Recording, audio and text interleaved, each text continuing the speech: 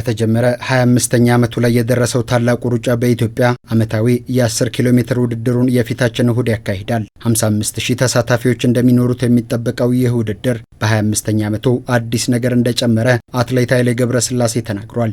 ዘንድሮ የተለየ ዓመት ነው። 25ኛ ብቻ እንዳይመስላችሁ በጣም በርካታ ነገሮችን ያሳየን ዓመት ነው ዘንድሮ። ምናልባት ብዙዎቻችሁ ሰምታችሁት እንደሆነ ትላንትና ማታ ከባንክ ኦፍ አሜሪካ ጋር የተፈራረምነው ፊርማ ለኛ እንደኔ በጣም ልዩ የሆነ ነገር ነው። ታላቁ ሩጫ በኢትዮጵያ አገራችን የአሸናፊነት መንፈስ የተላበሰ ሕዝብ ያላት መሆኗን መስካሪ ሆኖ የስፖርት ቱሪዝምን አስተዋውቆ በማስፋፋቱ በኩል ሚናው ትልቅ ነው ያሉት የፌዴሬ ቱሪዝም ሚኒስቴር ሚኒስትር ዴኤታ ዶክተር እንደገና አበበ ናቸው። ከቱሪዝም አንጻር ካየነው ይህ የጽናት የአሸናፊነት የእንግዳ ተቀባይነት ሴቶቻችንን ለዓለም ላይ ያጎላል። ኢትዮጵያ የጀግኖች አትሌቶች መፍለቂያ ብቻ ሳትሆን ቅድም ባልኩት የአሸናፊዎች ሀገር ናት። በታላቁ ሩጫ መሳተፍ በሚመጡበት ጊዜ የስፖርት ቱሪዝም መዳረሻ እንድትሆን የራሱ ሚና ተጫውቷል።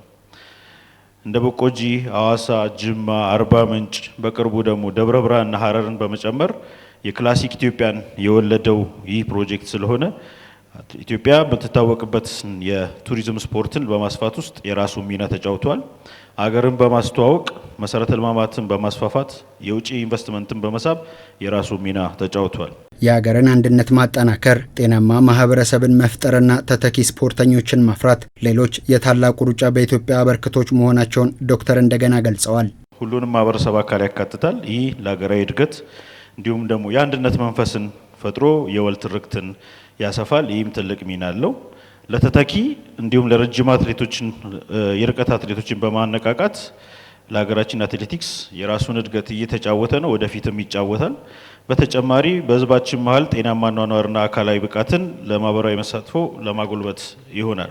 የታላቁ ሩጫ በኢትዮጵያን 25ኛ ዓመት ክብረ በዓል ለማድመቅና ዓመታዊውን ውድድር በስኬት ለማጠናቀቅ መዘጋጀታቸውን የገለጹት የተቋሙ ኦፕሬሽንስ ዳይሬክተር ዳግም ተሾመ ከተሳታፊዎች ሰዓት ማክበርና ጨዋነትን ጠይቀዋል። አትሌት ኃይሌ ገብረስላሴም ተመሳሳዩን ሀሳብ አጠናክሮ ለሁሉም ተሳታፊዎች መልካም እድልን ተመኝቷል። በጥሩ ሁኔታ እየተዘጋጀን ያለ ነው፣ ግን ውድድሩን በደንብ ማድመቅ የምንችለው ተሳታፊዎቻችን በኢትዮጵያዊ ጨዋነት በደንብ ለመዝናናትና ለመሳተፍ ብቻ መጥተው ሲያደምቁት ስለሆነ ተሳታፊዎቻችንን በሰዓቱ ከጧት ከአንድ ሰዓት በፊት እንድትገኙልን መጠየቅ እፈልጋለሁ። እኛ ስቲክ የምናደርገው ሰዓታችንን ጊዜያችን በዛች ሰዓት ውስጥ ነው የምናስነሳው። በዛች ደቂቃ ውስጥ 10 ሰከንድ ወደፊትና ወደ ኋላ የምንልበት የለም።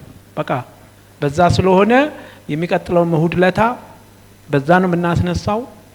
ዋናው እንግዲህ ተሳታፊዎቻችን ከሩጫም በላይ ኢንጆይ እንዲያደርጉበት ነው። ጉድ ላክ ሁላችሁም ተሳታፊዎች እንደ ባለፉት 24 የታላቁ ሩጫ አመታቶች እሁድ ዕለታም በደስታ ተደስተን ኢንጆይ አድርገን እንድንሄድ ነው አደራምለው።